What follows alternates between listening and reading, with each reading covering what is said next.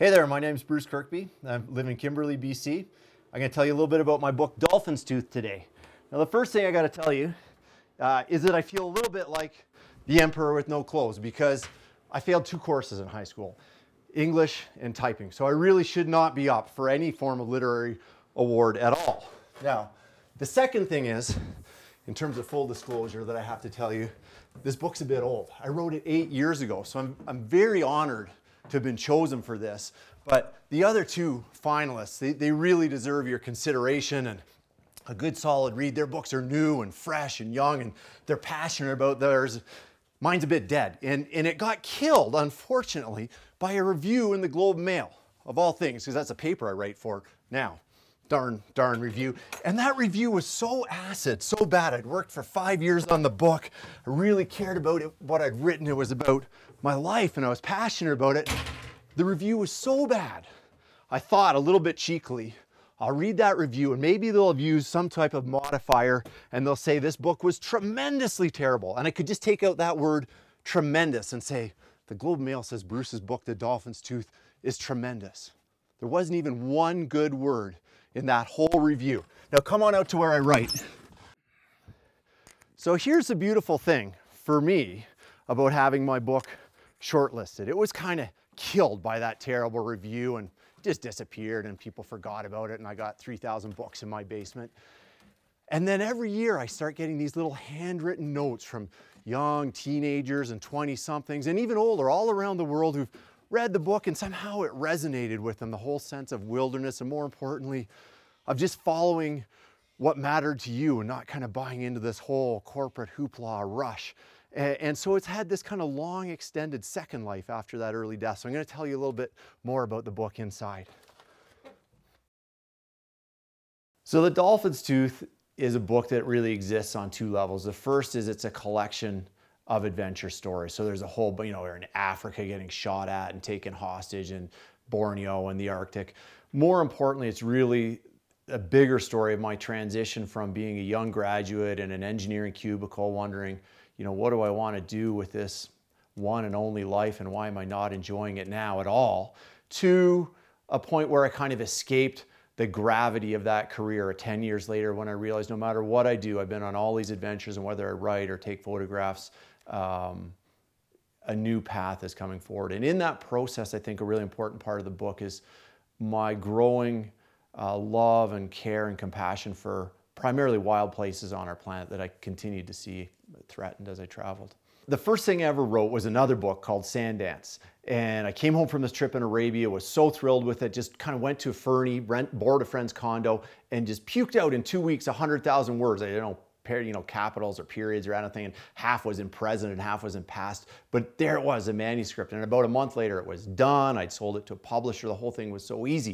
It just happened. And then I started working on Dolphin's Tooth, and I really struggled to tie all the adventures together, and I kept rewriting and thinking about it. And at one point, one of my friends, who was a really advanced writer who I really had a lot of respect for, wrote this kind of cryptic note on the side of one of my early drafts, and all it said was tense, ? And the whole thing had been written in past. And I realized just in that instant, this book was about being there. It wasn't about saying, hey, I went and did this, this was cool or tough, check me out. It was about, there we are looking out over the rainforest, seeing the hornbills, and the reader, I wanted the reader there beside me. So I changed the whole thing to present. It just started working from that point on. The irony of that is the thing that killed the reviewer who hated my book so much was that it was written in present, the historic present. And he couldn't see past that, and that's kind of what he started off railing against anything written in present that's nonfiction. But I still stand by it. I'm glad it's in present.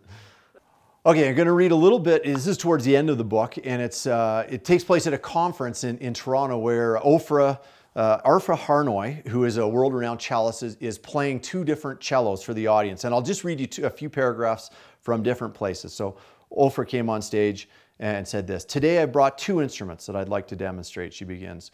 "One was made 300 years ago in Venice by Metello Goffriller. It's valued at $2.7 million. These are kind of like the Stradivarius of the cello world. And the other was made a few years ago in Germany and is a good example of present day instrument making. It's worth about $20,000. So she plays both. She plays a selection from Brahms and 2 others. And let me read this a little bit. The music is so lovely, I forget to concentrate on the actual sound of the instrument. It is not until the cellos are exchanged and the same excerpt is played again that I remember our task. And the answer seems perfectly clear. The first cello, instrument A, was miles better. Why? It's hard to pinpoint. All I know is that the 2 instruments, although appearing identical, are incomparable. The sound they make and produce is so vast and undeniable. So I'll go on, and Oprah then asks the audience to vote on A or B. Everyone votes for A, almost. A few vote on B, and she says, get out, you have terrible taste. And then she explains that A is the Goffriller, and they're sadly disappearing very quickly and being bought up by museums and not being played. Before hearing Oprah's demonstration, one cello to me was as good as another. If I had not heard the 2 instruments side by side, I would have never appreciated what the modern cello was missing. No words, no arguments, no rationalization could have given me a clear understanding of the Goffriller. I had to hear it for myself. I believe the same is true of Wilderness. And that really is what my book is about, trying to bring alive the Goffriller of the Wilderness.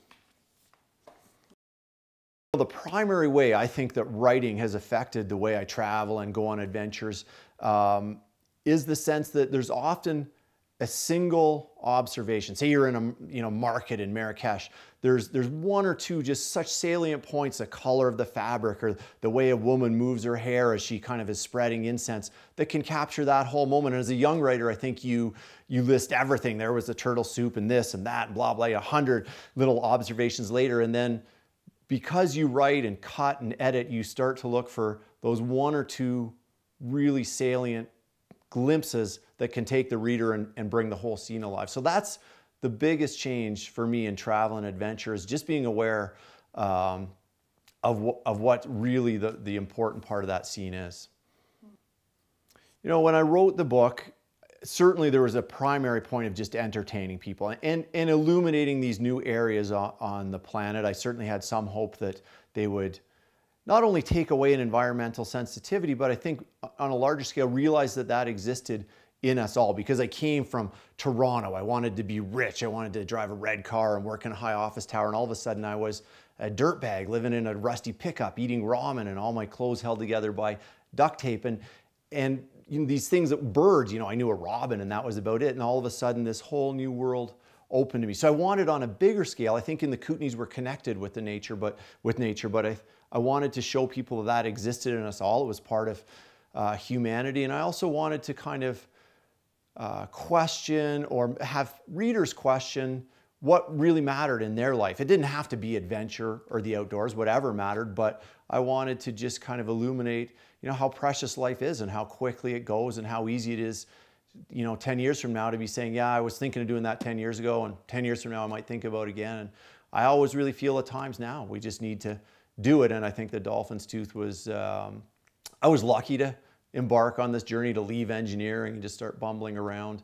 And you know, people occasionally say, wow, it was brave or was foresight. I was really just doing what I felt compelled to do. But I hope that somehow that kind of act of rebellion in a way resonates with readers.